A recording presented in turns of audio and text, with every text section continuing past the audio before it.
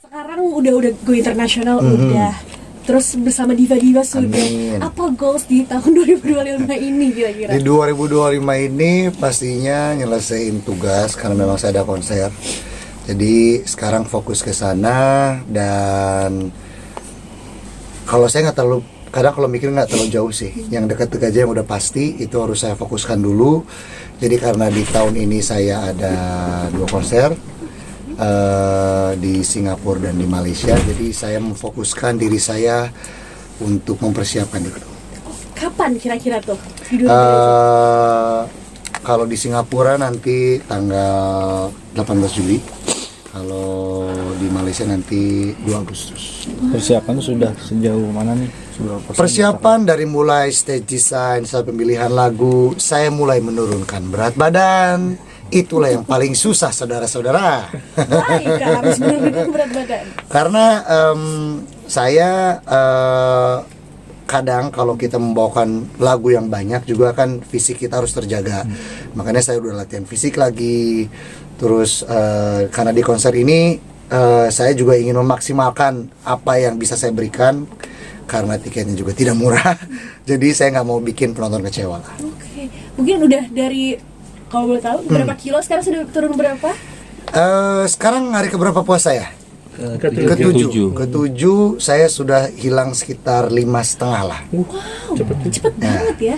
Mungkin tipsnya gimana? Kurangi makan, kurangi hawa nafsu. Karena memang sebenarnya kan pikiran kita kan, pengen ini, pengen itu, pengen ini, pengen itu. Jadi kalau saya sekarang mikirnya, karena saya lihat di sosial media juga banyak kan, di TV-TV juga banyak. Jadi pikiran kita yang dikendalikan. Jadi yang penting asupan makanan, yang penting ada cukup, dah. Berarti Langsung. bukanya pakai apa nih, Mas? Buka biasa, cuman sekarang saya biasain buka puasa minum jamu dulu, gitu kan. Jadi agak senggang minum dulu, makan tuh udah agak kenyang. Jadi makan cuman dikit, terus habis itu udah taraweh beres, tidur, gitu. Jadi cuman sahur tuh nggak sebetulnya kadang cuma nggak makan, cuman kayak kopi hitam atau nggak makan kurma, dah itu aja. Se-ekstrim itu ya, Pak? Nggak ekstrim sih sebenarnya, ada yang lebih gila lagi sebetulnya. Tapi mungkin kenapa pertanyaan harus ke Singapura, ke Malaysia gitu? Kenapa Indonesia belum mungkin? Belum rezeki mungkin.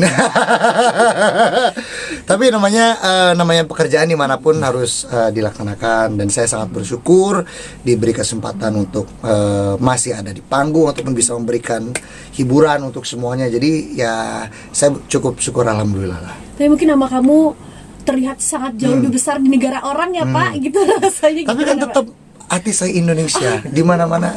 Dari mana? Dari Indonesia. Gitu. Apa sih mungkin alasannya memilih luar kan tadi? Apa mungkin persaingan di Indonesia ini justru banyak banget penyanyi-penyanyi baru yang mungkin punya talenta bagus? Kalau saya lebih realistis saja ya, karena yang nawarinnya memang dari sana gitu kan. Ada yang nawarin dari sana, ya udah gitu kan. Kalau di sini ya nggak ada yang nawarin, masih harus ngejol-ngejol kan ya juga gitu kan. Tapi saya juga pikir mungkin saya masih belum ada rezeki. Tapi ya mudah-mudahan suatu saat saya bisa bikin konser yang sebesar saya konser di luar negeri gitu kan. Mudah-mudahan. Tapi ya dalam jangka waktu itu saya akan berusaha untuk memperbaiki diri saya, belajar lebih lagi, dan nyanyi lebih bagus lagi lah. Tapi melihat persaingan di dunia industri sekarang seperti apa sih mungkin ya?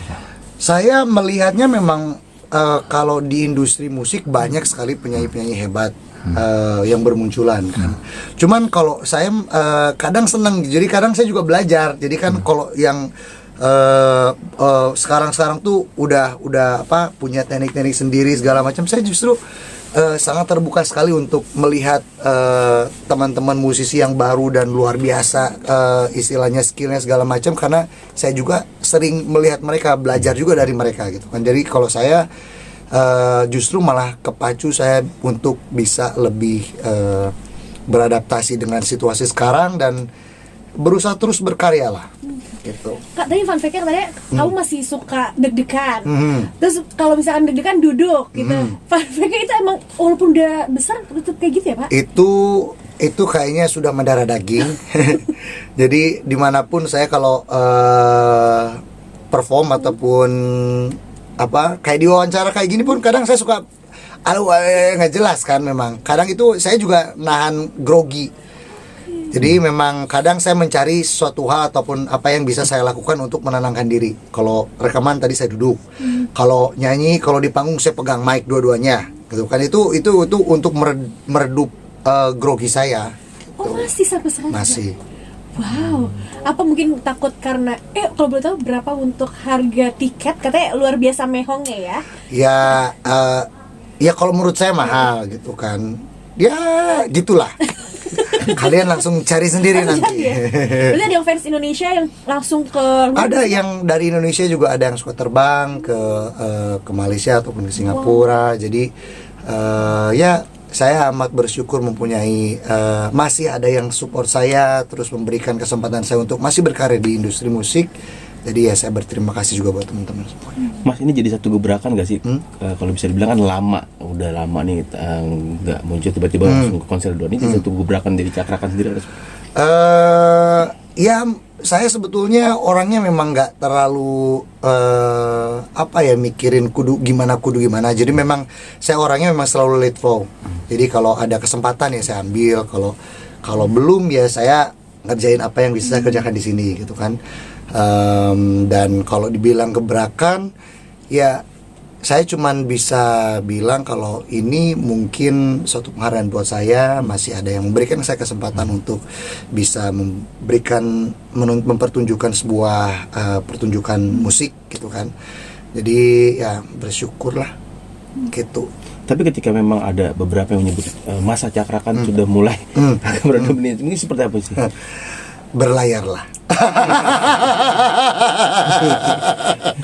Enggak, maksudnya ya itu setiap orang mempunyai opini masing-masing. Kalau saya orangnya memang nggak terlalu mikirin, karena memang alhamdulillahnya sampai sekarang saya masih diberikan kesempatan untuk ada nyanyi gitu kan. Cuman memang saya jarang posting. Gitu ya. Berarti apakah off air-nya ya lebih cuan dibandingkan on air ya? Tanya sendiri. Gitu ya. Lebih ngambil ke off air berarti ya. Karena memang saya kalau mempromosikan sesuatu memang harus ada materi dulu yang dipromosikan. Makanya saya bingung kalau umpamakan saya harus ada di televisi, kalau nggak ada yang dipromosikan, sedangkan saya di musik kalau nggak ada materi yang ingin saya perlihatkan, jadi saya bingung gitu kan. Jadi kalau untuk diberikan kesempatan untuk hadir di televisi bukan untuk musik, mungkin saya agak sedikit diskusi dengan tim saya gitu. Berarti kemarin lama mungkin sebenarnya banyak tawaran panggung tuh yang benar-benar off air semua ya? Alhamdulillahnya. Bahkan kemarin pemilu kan. Jadi memang alhamdulillahnya masih di ranah-ranah seperti itulah. Ingin selain tadi konser gitu, ada kayak misalkan single baru atau lagu baru yang mungkin berbeda dari Cakrakan yang sebelumnya dengan warna musik berbeda. Sempat kepikir seperti itu nggak sih, Mas? Itu masih dalam progres. Memang ada di tahun kemarin juga ada beberapa lagu yang sudah saya rekam, yang belum saya keluarkan. Rencananya insya Allah tahun ini juga. Tapi masih ya, kalau saya sih berkelutnya di dunia musik. Pengen belajar dunia bisnis tapi otak saya belum kesampaian. Jadi saya cuman kayak diajarin sama kakak saya, cuman kayak bikin rumah makan ataupun yang kecil-kecil lah, kayak gitu-gitu. Kalau di kampung saya sudah mulai lakukan. Gitu. Untuk musik sendiri ada perubahan nggak sih? Maksudnya ada menyesuaikan dengan zaman lebih sekarang variatif, ya? lebih variatif memang. Karena ya saya bilang tadi, memang saya melihat teman-teman musisi yang sekarang memberikan karya yang luar biasa tuh justru menjadi bahan untuk saya yang saya belajar gitu kan. Saya bisa beradaptasi dengan situasi. Saya juga ingin mencoba sesuatu hal yang baru di karir musik saya. Genre barunya apa yang mungkin sudah terpikir gitu? Kalau misalnya Cakrakan pop dengan serak-seraknya nih, sekarang mungkin ada yang... Ada beberapa lagu blues yang sudah saya rekam juga. Terus ya masih di sekitaran pop sih, cuman popnya nuansanya lebih beda-beda lah, lebih variatif gitu. Dan sekarang banyak juga elektrik dan musik. Nah itu ikut ke sana nggak sih? Mungkin kalau saya nanti pongdut ya. Popdut. Popdut. Karena dance music saya dulu sempat nyobain 2015-an saya sempat kolaborasi sama DJ dari Belanda waktu itu untuk tim songnya sebuah acara lah.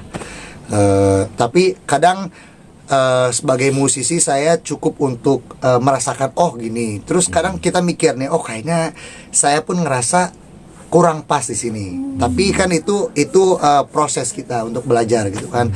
Kayak makanya untuk dance music mungkin saya harus belajar dulu. Harus mempelajari lagi gitu kan. Biar memberikan karyanya nanti lebih maksimal untuk didengarkan. Tapi cara sendiri tipe yang idealis atau memang ngikutin flow-nya? Kalau saya tetap karya harus maksimal, tetap harus bisa dinikmati oleh masyarakat dan dapur pun harus ngebul. Nah, gitu kan. Tetap dong kita jangan kalau sisi idealis kita tunjukkan kalau sama teman-teman kita ngeband nih di nyumbang di kafe segala macam boleh lah. Tetap kan karena pekerjaan saya memang bernyanyi. Jadi di musik jadi kita sebisa mungkin harus bisa menyesuaikan dengan apa yang ada. Pertanyaan terakhir boleh ya? Oke. Cukup Thank deh, you. makasih. Aman.